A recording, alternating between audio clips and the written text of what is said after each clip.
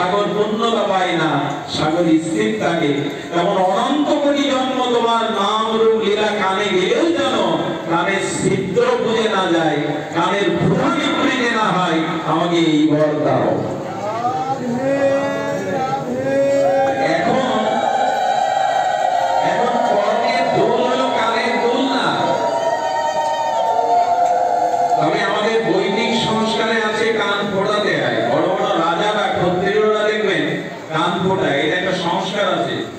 আমাদের 22 বা 20 সংস্কারের মধ্যে একটা এটা দোষের না, কিন্তু কানের অলঙ্কার। আরেকটি ঘটনা ঘটে গেল, যশোদার চুলগুলো আলায়িত ছিল।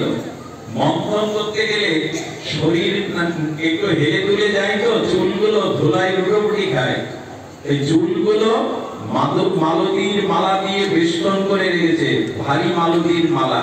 যশোদা লক্ষ্য করছেন কৃষ্ণ চিন্তা, কৃষ্ণ গুণগান, কৃষ্ণ কর্ম করছে, কিন্তু মালাগুলো, ফুলগুলো ঝরে ঝরে যশোদার পায়ে পড়ছে। যশোদা বললেন, তোরা ছিলি মাথায়, তোরা আমার চরণে পড়ছিস কেন, অন্য জায়গায় না পড়ে?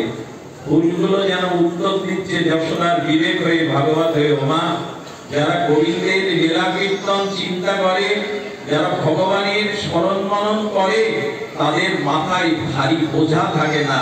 তারা বোঝা থেকে নেমে তার চরণের দাস হয়ে যায়। তারা আর বোঝার উপরে ভারী হয় না। এজন্য যারা ভগবান চিন্তা করেন, তাদের মাথায় ওই মুহূর্তে কোনো দায়িত্বের বোঝা, সংসারের বোঝা থাকে না। আপনারা কত দূর দূরান্ত থেকে এসে বসেছেন, আপনাদের মাথায় এখন কারো সংসারের বোঝা নাই। এটাই কৃষ্ণ কথা শ্রবণের, এটাই হরি কথা শ্রবণের ফল। বোঝা সবাই চাপিয়ে দেয়, বোঝা কেউ নিতে চায় না। একমাত্র বোঝা নামাবার জায়গা হলো সাধু সঙ্গে হরি কথা। এখানে বোঝা নেমে যায়, বোঝা মাথায় আর ভারী হয়ে থাকে না। তারা প্রভুত্ব থেকে দাস হয়ে চরণে নেমে যায়। কি অবাক করা কাণ্ড দেখুন!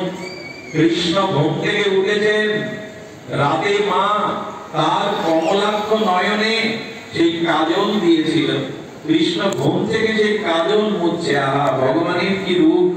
সেই অপরূপ সুন্দর বদনে অঞ্জলি রাতের কালিগুলো আর চোখে মুছতে মুছতে মার সামনে এসে ডাকছে, ও মা যশোদে, যশোদে। কিন্তু যশোদা তন্ময় হয়ে গোবিন্দের গুণকীর্তনে ব্যস্ত।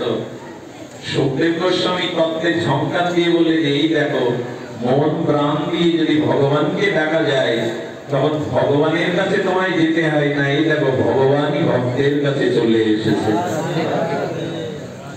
যশোদাকে ডাকছে, যশোদা শুনতে পাচ্ছে না। কতটা কৃপা হয়ে যশোদা, কতটা সৌভাগ্যবতী হলে আজ ভগবান এসে আঁচল ধরে ডাকছে, তবু ভগবানের ডাকেও সাড়া দেওয়ার ভাবনা নেই, ভজনে এতটা ডুবে গেছে। আচ্ছা, আপনাদের একটা কথা বলি, ভগবানের থেকে আরো আস্বাদনীয়, ভগবানের থেকে আরো প্রিয় ভগবানের ভজন। দেখুন, ভগবান আপনার সামনে আসলে কিছু হবে না যদি আপনার জীবনে ভজন না থাকে। বোঝা গেল কথাটি? ভগবান এসে যদি বলে আমাকে চাও না আমার নাম চাও, কি চাইবেন? ভগবানকে চাওয়াটা বুদ্ধিমানের কাজ না, তার নামটা চাওয়াই বুদ্ধিমানের কাজ। কেন জানেন? ভগবানকে আপনি ঘরে রেখে দিলে তাকে সময় মতো সেবা দিতে হবে, তার সুখ সুবিধা দেখতে হবে, তার সেবার পেছনে লেগে থাকতে হবে। আর ভগবান এক জায়গায় স্থির থাকতে পারেন না, তার লীলা আছে, তিনি নিত্য লীলায় চলে যান। ভগবান শ্রীকৃষ্ণ 125 বছরে চলে গেলেন, মহাপ্রভু 48 বছরে লীলা সংকলন করলেন, কিন্তু নাম চিরদিনই থেকে যাবে। নাম চলে যাবে না, ভগবান চলে যায়, নাম থেকে যায়। ভগবানকে পাওয়ার থেকে তার ভজন পাওয়াটা আরো আস্বাদনের। এই কথা ভক্তরাই বলেছে, প্রভু তোমার যে নাম রূপ লীলা যখন ভজন করি তখন যে আনন্দ হয়। কংস তো কৃষ্ণকে দর্শন করলো, ভগবানকে তো দুর্যোধন দর্শন করলো, এদের তেমন কিছু হয়নি। মুক্তি পেলেও এরা প্রেম পায়নি, আস্বাদন পায়নি। এই জন্য আজকে যে হরি কথা আমরা শুনছি, হরি নাম শুনছি, এটা ভগবানের পাওয়ার থেকে বড় যদি শ্রদ্ধালু হয়ে আস্বাদন করা যায় হরি কথা। আরে ধ্রুব মহারাজকে দেখা দিয়েছে ভগবান। ধ্রুব বলছে আমি তোমাকে চাই না। আরে কি অবাক করা কথা, তো ধ্রুব আমাকে চাও না তো কি চাও তুমি? বলে কিছুই চাই না, আপনাকেও চাই না। কি মজার কথা। কাকে চাও? ভক্তি প্রবহদান মহূত হিমে প্রসঙ্গ। বলে প্রভু আপনাকে চাই না, আপনার শুদ্ধ ভক্ত যার হৃদয়ে তুঙ্গ ধারার ন্যায় অন্তঃসলীলা হয়ে আপনার নাম রূপ লীলা তরঙ্গ বইছে, তোমার সেই প্রিয় অনুরাগী ভক্তের চরণে বসে তার মুখে আমি তোমার কথা শুনতে চাই, তোমার লীলা শুনতে চাই, তোমাকে চাই না। কি চাইলেন ধ্রুব? তোমার প্রিয় কোন ভক্তের চরণে বসে তোমার অসমর্থ মাধুর্যময় নাম রূপ লীলা শ্রবণ করতে চাই, তোমাকে পেয়ে কি হবে? গোবিন্দ বলছেন, ভগবান বলছে আসলে তুমি শিশু, আমাকে পেতে পেয়েছো, আবার তুমি সাধনে ফিরে যেতে চাইছো। সাধ্য বস্তু তো আমি, আর শ্রবণ কীর্তন হলো সাধন। সাধ্য বস্তু পেয়ে কেউ সাধন চায়?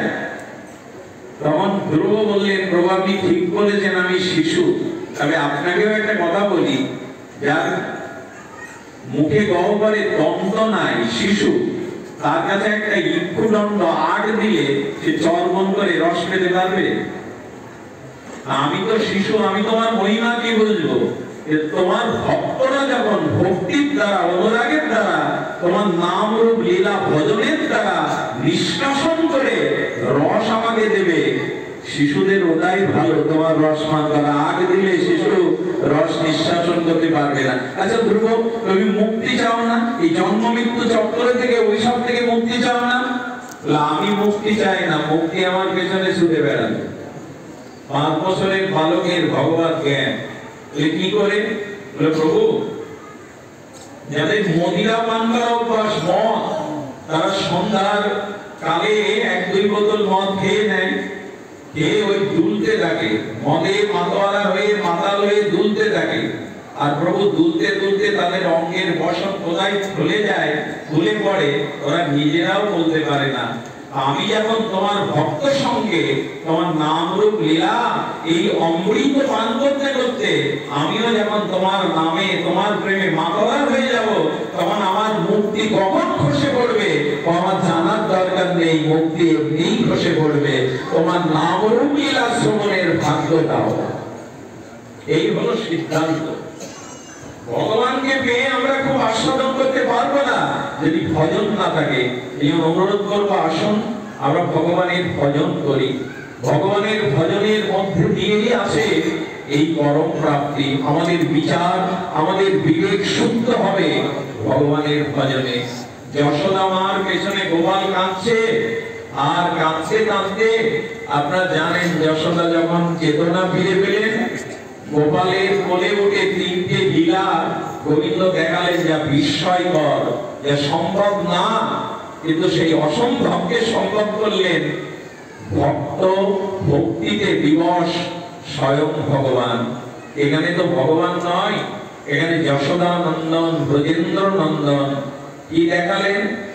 ভগবানের ক্ষুধা নাই, আত্মকাম পূর্ণকাম, কিন্তু মায়ের দুধ খাওয়ার জন্য কাঁদছে স্বয়ং ভগবান, ক্ষুধা লেগেছে। এই দেখো ভক্তির কাছে, ভক্তের কাছে আত্মকাম পূর্ণকাম ক্ষুধা কৃষ্ণার বন্ধুত্বে ভগবানেরও ক্ষুধা লেগে যায় যদি ভক্তের কাছে আসে।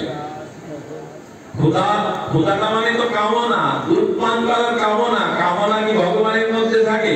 এই দেখুন আবার লোভও জাগালো, ভক্তের ভক্তিতে ভগবানের লোভ জাগাচ্ছে। যখন কড়াইটা নামানোর জন্য, দুগ্ধবর্তন হচ্ছে কড়াই নামানোর জন্য গোপালকে রেখে দিচ্ছে, তখন বলছে মা আমি আরো বুকের দুধ খেতে চাই, আমার ক্ষুধা যায়নি, আরো খেতে চাই, এটার নাম লোভ।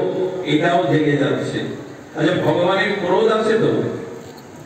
ক্রোধ জেগে গেল, যেই তাকে ফেলে দিয়ে কড়া নামাতে গেল, সেই ক্রোধে দন্ত প্রদান্বিত হয়ে ভাণ্ডগুলো ভেঙে দিলেন।